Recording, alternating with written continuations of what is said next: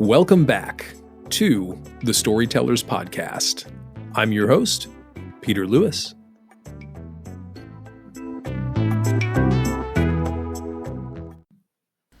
Welcome back, everyone, to the Storytellers podcast. I hope you've been doing well.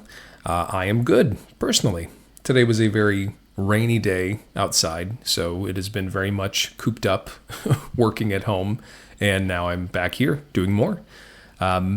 It's been fun recently, though. The last few months have been really enjoyable. Living in Texas, again, we're in a weird fake spring and summer. Some days are warm and some days it's cold. All that to be said, the weather's been nice recently. A couple things that I've been enjoying, if you are curious at all. Blueberry banana smoothies, especially with my kids. Those are really good. Free time, it's been playing some Pokemon Scarlet and watching Reacher with my wife on Prime. If you haven't watched Reacher, highly recommend. Great story. And we're now quoting it around the house, at least in front of each other and not our small children. But also a couple other things that have been really enjoyable as of recent. One of them is a game I've been playing for a long time called shogi, which is like Japanese chess. And one of the things I enjoy drinking while playing Japanese chess is green tea from Japan. It's kind of neat because as I'm recording this, my dad is actually out in Japan visiting my brother. And one of the things I was going to talk about just briefly today was my trip there and how I felt like an alien in an alien world. But, of course, it would not be a Storytellers podcast without starting with a story.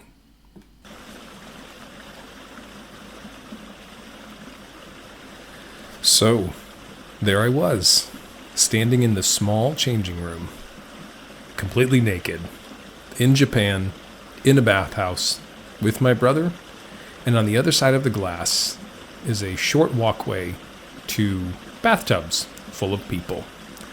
And don't have much to cover myself with, so I take my tiny little towel and, protect my dignity and decency, and we walk in, and my brother leans over and says, "Hey, before we get in the tubs, we need to go sit on those chairs and completely wash ourselves, because that's how you keep the water pure." So, my naked self, I walk over, and I grab my stool and take a seat. And I've never been more confused in my life. So, there are several knobs, several bottles of soaps and shampoos and things that I could use. And so I say, okay, well, it can't be that hard. So I start twisting knobs and nothing's really happening. Look over at my brother, remembering he's naked, and go, yeah, you're naked, that's right. Me too. And he says, just turn on the water and just clean yourself, it's fine. And so I go to turn on the water and I turn on the wrong one and I completely hose down the space next to me, spraying my brother, and my shower head was turned sideways. And at this point, he's laughing at me. I'm panicking because I'm now naked and I can't figure out how the shower works. And yeah, that was a real unique experience. So eventually we got it working. I figured out how all of the knobs worked, and I soaped up, shampooed up, grabbed my little mini towel again, and we jumped into the first bath. And I would say the water was incredibly refreshing. And we were outside. It was a beautiful, cool, it was evening time when we were in the tubs at this point. And I just folded up my towel and set it on my head. And there I was, my baptism by fire into a Japanese bathhouse. We stayed out there for quite a while, and I was actually pretty proud of my tolerance of the heat. I came out once or twice just to stand naked in the cold air, because that's what you do. And it was a good refresher to cool down from the tubs. But we ended up staying in for a few extra minutes, and then while we were in there, this giant wasp flies down, and I'm about to take my towel and, absolutely obliterate this thing. And my brother says, "Hey, wait, don't, just give it a minute." And I kid you not, I watched this giant wasp land on the rock next to me and start taking a bath. It was literally grabbing water and washing its feet and its antennas. And after about 3 or 4 minutes, this thing buzzes away. And I literally look over at my brother and I'm like, dude, Japan is awesome. Well, you know the old saying, you never really know how comfortable you are with yourself until you are in a room full of naked people. Anyway, I think that perfectly summarized what my trip to Japan was like, and it really leads well into what the theme of today is. While I was in Japan, I feel like it was entering in a world that's been there for so long that I had no idea even existed. What was beautiful is that even though we went to all these really cool places and you got to experience different things with people that I've never met before, there were these little moments of discovery that made me think about the world that I was in. Some of them were cultural, some of them were food related, others were just daily life and different ways of doing things. I watched a wasp take a bath. Like, that's different here. If I see them, I mean, they get swat with an electric racket. It was just different. But you know what was special about the trip that I went on is when I went, my brother took me to like old Japan, to a prefecture or an area called Ise. It's where I think one of the oldest shrines in Japan is. And it's kind of considered like a holy city from my understanding of it. But we were the only two white people. My brother's like, no one's going to come here. Like, everyone goes to Tokyo or Kyoto or all these other places. He was like, this is like authentic old Japan. So we were walking around talking to street vendors, eating really, really good food. And again, it was just these moments that I would have where I would just look at something and I'd ask you like, why is it like this? Or why is it like this? And he would explain like, oh, this is history. This is their belief in something. This is just culturally what it's like. And I think that's what made this world feel so different than anything I've ever experienced before. You know, I've been to other places like France, England, Mexico, and they're normal. And not that like the cultural barrier is different. Japan was just so vastly different than really anything I had ever experienced before. And so really where that leads into today's episode is what I'm calling Strangers in Paradise. So being myself, just an American, going to a world like Japan, I realized there were so many different discoveries. And when I think about my favorite stories and games, movies, you name it, they all kind of have this theme. And I've broken it down into maybe 5 or 6 of them. But what I've realized is that some of the most beautiful interactions for creating worlds and creating stories isn't always character to character interactions, but it's actually character with environment interactions. I know previously I did an episode about making a setting for your story and how settings are really powerful for your characters. So we could kind of consider this a part 2 of it. But really what I'm looking to do is just explore these different ways that we could enjoy the world around us. And maybe during this, you'll get inspired to make some observations and discoveries of your own. So here are some of the categories that I'm just going to toss out there. I'm not going to say this is an exhaustive list or remember these, but the first one is an old world with a new person. And this was kind of like me going to Japan. This is a world that has been there, that's existed, that is established, that's been around for a long time. And I am new to this world. Everything is new. The way people move, talk, eat, the way they run their life, it's just different. And it was really hilarious to watch me try to go shopping and having an armful of groceries and they're just smiling at me. And I'm like, I don't know how to ask for a bag and I have to walk 8 blocks home, which was a real story. I did that actually. But again, it was just this place of watching someone who is used to one world interact with a world that is right next to theirs, but they just don't get to really see it all the time. And then the next one I consider new world with an old person. And so I think an example of this is Futurama, if anyone's ever watched that. Essentially in 1999 on New Year's Eve, the main character falls into a cryogenic freezer and he unfreezes 1,000 years later in the year 3000. And so for him in this situation, he's got this brand new futuristic world where everything is crazy high tech and there's robots and aliens and all this stuff. And he's just a dude from the 90s. And so there's also a different way of looking at it where he's used to the world that was established, but now everything is very different in this way. And then, of course, everyone's favorite is dystopian. I think back in 2012 to 14, we kind of exhausted ourselves of all the dystopian things with like The Hunger Games, The Maze Runner, Divergent, the list goes on. But all that to say, essentially every teen movie revolves around this concept of maybe a new world broken, is what I would say. And so it goes back to those things where, you might see these things that once functioned in a certain way, and then maybe they're broken down, or maybe they've adapted, or maybe they've gone backwards in some and forward in some.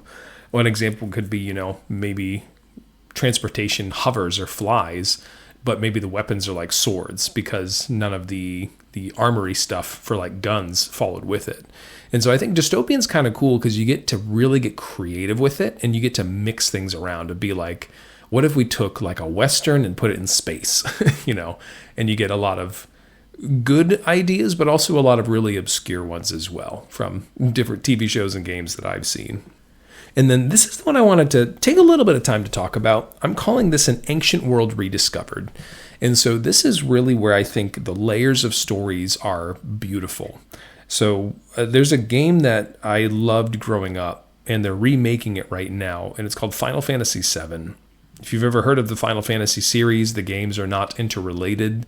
Some of them have similarities and differences or recurring characters, but really each one is its own individual epic story of a group of people accomplishing something to save the world in some capacity. But in Final Fantasy VII, what I love about it is there is this world that is highly developed. Everything is driving off energy, and it's got a really beautiful narrative if you've never heard about it or read about it or seen about it. I love the story of it, and that's what drew me in. But what I love about it is because you have this world where characters are fully developed, they're used to their environment, they've kind of made acceptance with it, like they know this is just the way the world works now. But underneath all of it, there is this ancient civilization that once existed, and it has since disappeared. And what's beautiful about the story is you have your main characters who are in this world, this futuristic one. They've kind of been brought up in it because they're all fairly young. And slowly but surely they begin to realize like, oh, this was the ancient world's way of doing it, and this is what the modern world does with it today. I think that is one of the coolest ways that you could tell a story, is to watch your characters, or even yourself like me. It kind of goes into the first one we talked about, is you are in a world that exists in one capacity, but underneath it, there's something else that's always been there that we've lost sight of.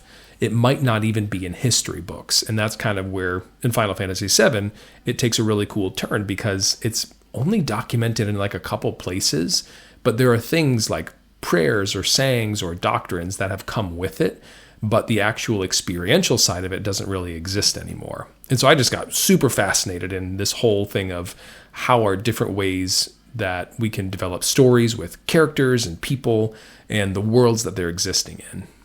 And of course, the list goes on. I mean, another one, if anyone is a fan of Hayao Miyazaki and his movies, it's like Japanese Disney, as the best way I can say it.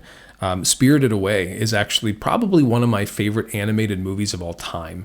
And the reason is because they take this same concept of people and worlds, and what they do with it is they layer it in even a different sense. This is saying that these worlds coexist. One is in the natural, one is in the spiritual.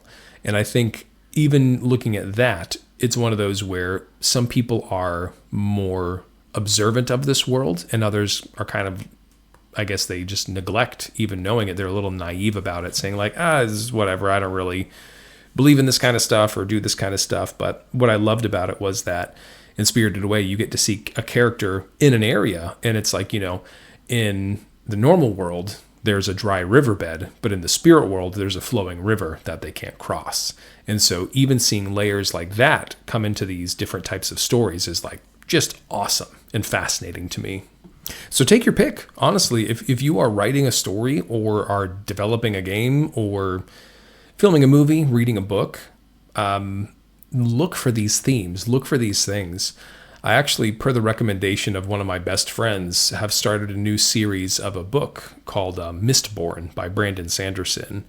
And what I loved about it so far, I'm only a little bit into the first book, is it's so different than anything that I've ever read.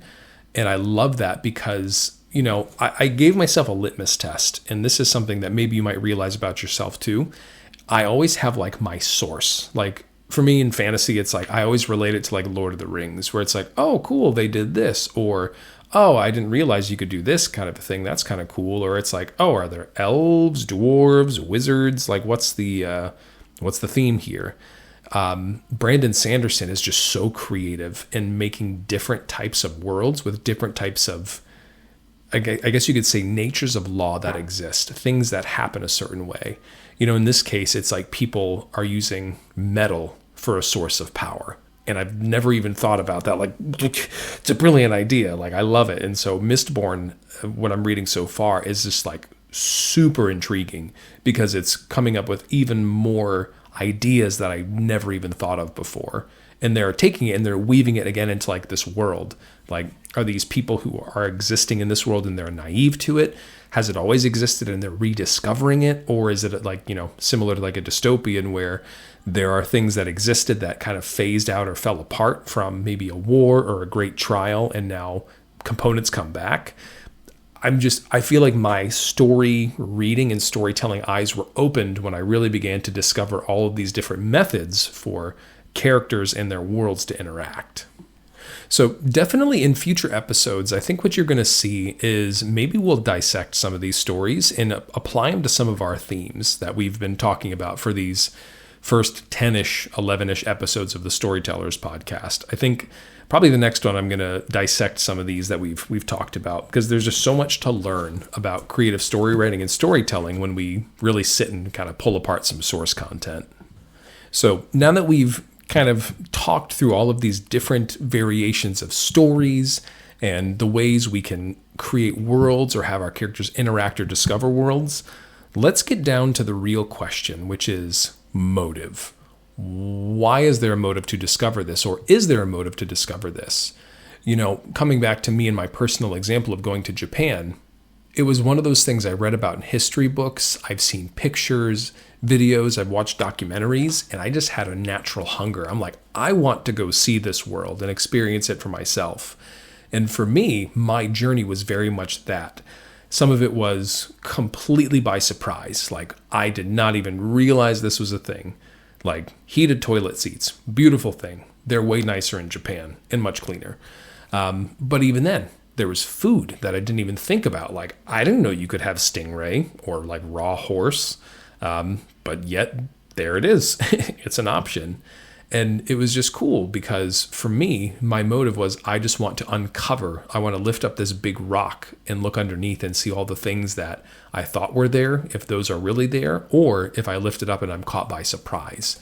And so that was my motive for that. But again, when it comes to writing a good story, and we could consider this our exercise for the day, what's your motive? What's the motive behind your world becoming uncovered? Going back here, I have notes, believe it or not. I'm reading off paper a little bit, just a little bit. But we go back to some of our examples. An old world and there's a new person. One of my favorite examples of this is Timeline by Michael Crichton. It's a book. It was developed into a decent movie. But this is a story about people who found new technology to take them to an old world to discover something. And so the motive is, one of their people is stuck there. They're trying to rescue them and get them out of it. And so for them, it's saying, hey, we have all this technology and we can do all these really cool things. And, we can, take futuristic things there. But what they realize is the timeline is actually fragile. And so if they mess things up or do something too, futuristic, it's going to really break history. And so the motive is like, we have to do this, but, thinking in our futuristic mindset, we have to go back and play by their rules because we don't want to mess things up. And so I think when you have the dynamic of an old world with newer, or I guess you could say more modern people coming in, I think that's a really cool motive where it's like, is the timeline at risk of being messed up if something happens a certain way? And then for the next one, I know we mentioned it was like a new world with a person maybe less modern was Futurama. The main character, when he's frozen and wakes up, he's like, Oh, I didn't know. And like one of my favorite moments of that show is he goes to his bank account and it's like, oh, let's check your balance. It's like, oh, you had 46 cents. And he's like, cool. And then it's like, and then compounding interest at this rate over, 1,000 years, you got $4.6 billion. And he like hyperventilates and passes out. I laugh every time I see the clip. But for this one, it's kind of like, what would the curiosities be? Like, let me ask this question. If you got frozen for 1,000 years and you woke up and you were your age right now, what would be the first thing you would do? Would you go look for people? Would you go look for places? Would you go and just explore and figure out this new world you live in? Or would you look for more of like the things that you're used to? Like, would you try to find comfort, or would you fully embrace the newness of what's happening around you? I think that is an incredible dynamic for storytelling. For me, I'm probably someone who would say, like, let's figure out where I am and why I'm here at this time. Probably be people. I'm someone who tends to be a little less adventurous with certain things. But I think, if you're creating a character who maybe does travel through space and time, what's their strength? What's their weakness? What's the thing that gives them hunger to go explore? And what's the thing that kind of pulls them back and says, maybe I'm not cut for this world that's brand new? And then going back to the example we talked about with Final Fantasy VII, is you have this world that's kind of developed over this ancient world. And, the characters in this story now are wanting to uncover this world because of a power struggle. For them, there is this company or corporation that wants to utilize this spiritual energy that these people had, and they want to develop with it. They want to use it to create cities and powerful weapons and essentially dominate the world. And so for our group of characters, it's kind of dual motive. One is because they want to go and relearn the history, but then the other is there's a power struggle. Like, if we don't discover this first, then they're going to discover it and then leverage all of that power and take over the world. And I think even the mixing and matching of some of these motives is like it's just fun. It's fun, and I've even pulled some of those into like old D&D campaigns that I've written, which is, I could just say like, yeah, you just want to get some gold and be rich. But now there's an evil guy who's going to be doing the same thing as you. How does that make you feel? What would your characters do? What would you do? And I think those are the questions you can begin to use to interweave some of these storytelling components. And then honestly, I feel like dystopian's a cheat code. You can do anything. And I think, when we go and look at these movies, I think, those popular ones like I listed, Hunger Games, Divergent, The Maze Runner, they all have kind of these big overarching themes. Like, I know for the Hunger Games, like, it all starts off with just the capital, and like you have these rich, wealthy business people, and essentially they just want to show their dominance. So it's like, yeah, we're going to make the lesser people do this stuff. The same thing happens with like Divergent. It's about creating societies that are pure, that have kind of the genetic defects removed, and they're trying to create almost like a perfect world. And so you have people who want to develop that world and say like, yes, like we should totally have a really clean, sincere, beautiful society of healthy people. But then you have the people where it's like, well, I'm not in that group. I'm not going down without a fight. And that's where you get some of that intermixing again. Is it one group of people with two motives, or is it one with one motive, one with another? And how do those clash? I think that's where conflict is beautiful, is when you see those different archetypes starting to clash with each other, and you see the motives competing, and then you might even see people, and this is where it gets so good, you start seeing people sway. And I think that is the most coolest part of character development, is you see characters with one mission, and they get an inkling of something on the other side, and all of a sudden they're like, we've been fighting the wrong battle. Or they're like, I don't want to be in my side anymore. Like, your side sounds way more fun. Like, I get more power, more money, and I get to live in like a nice place. And I think when you tie in these motives and these types of stories, just the options are endless when it comes to it. And you can tell I get really excited and passionate about this. It's something that when I'm reading books or playing games, I'm now looking for these in the stories. And so I think the last thing I'll discuss for today's episode is this. Let's say your motive is to save the world. Maybe you are reading a story, or you're writing a story, or you're in a story of your own. Let's take the fantasy thing aside, and maybe you are a problem solver in this real world that we live in today, and you are trying to save the world in some capacity. What does that look like? What does it look like to save the world? Is it something where it's eliminating darkness or evil from the world? Is it bringing light? Is it creating an experience for people to have? And so what I wanted to, equip you with in this is saying this: don't underestimate what you can do in this world. For me, a big part of even me wanting to do this podcast is I'm a giant nerd and I get really passionate about telling stories.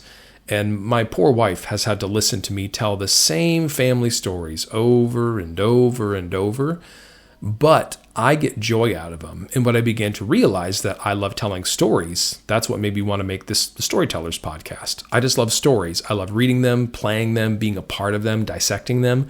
My own life story is a book that I want to read when I'm done with my life. I want other people to be able to read it as well. And that's why I think journaling and all these things are incredibly great exercises for keeping yourself just documented. Like, people want to hear about your life. I think every life is valuable. But going back to this question, what does it look like to save the world with this motive? Are you saving it on a macro level or a micro level? And I think that's one thing you should ask yourself. What's your call in life? What's your purpose? What gets you excited? What maybe steers you away from being more adventurous with your life? And ask yourself that. And maybe use this podcast as your yes, to say yes to a new adventure. If you are hesitating about booking that trip that you really want to go on, maybe go for it. Or maybe you need to dial back and kind of root down and discover the beauty of being at your own home. If COVID all those years ago taught us anything, it was people had to start falling in love with their homes again. And I think we saw the dynamics of that. And so, that was kind of a mission of myself too, because that's when this whole podcast started, was back in COVID. It was, I want to bring people joy at uncovering stories and seeing the beauty of stories, and even looking around their lives and seeing stories exist everywhere. And when I get to do that, I feel like I'm saving the world in some capacity, and it gives me a lot of purpose for what I do. So all that being said, I hope today that you were enjoying my rantings and my ramblings and all the things I spoke about. But look around yourself. Look in the things you're reading, the things you're writing, the movies you watch. What kind of world are your characters in? What kind of world are you in? Are you someone who is, you're in a world that seems very new and you're discovering it? Or are you in a world that is old and you are either kind of seeing the beauty of its history, or you want to see it change? I think for me, being a parent of small children, I've got 2 little kids and another one on the way. So my family's already growing at an immense rate. I want my kids to see the beauty of the world around them. Yes, it's an imperfect world. And yes, there are a lot of things that you could say are really good and really bad on both sides. But when it comes to their perspective, it falls under the law of firsts. I get to be the first person to tell them, this is exciting, this is fun, this is something that's worth looking at or pursuing, or this is a waste of time. So when it comes to you, here's the question that I leave you with. If you could tell yourself about your world, what would you say? So I leave you with that. Thank you for listening, and I will see you next time.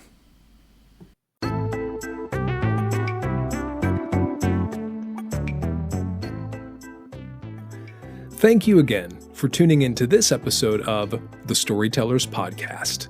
We will see you next time.